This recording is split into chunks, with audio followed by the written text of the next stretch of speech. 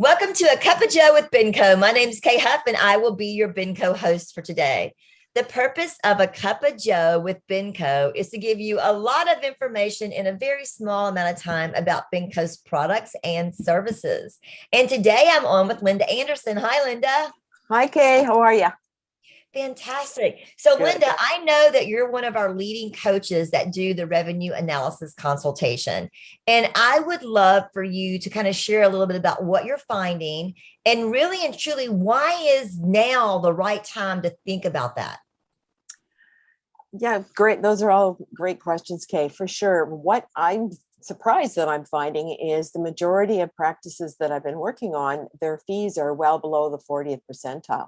So they're leaving a lot of money on the table that they could be having in their practice to spend on new equipment or to give raises or to update any of their PPE, whatever they need to do.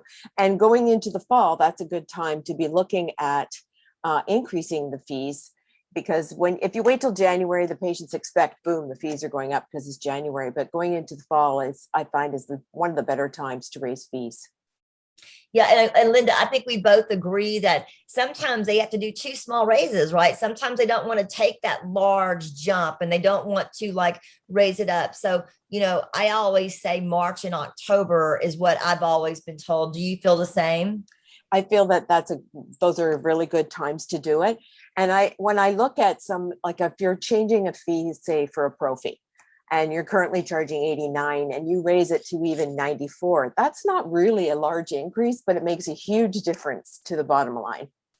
Well, especially, if they have if they have five or six kids coming in too, you're going to see a huge difference in that. Absolutely. And I don't think, patients, we think patients are going to be upset, but they're really not coming into your office every single day. So if they haven't been in for 6 months or they haven't been in for a year, they're not going to remember that last time what you really charged them. So I feel that, putting in the new fees in September, it's a great idea. Back to school, back to new fees.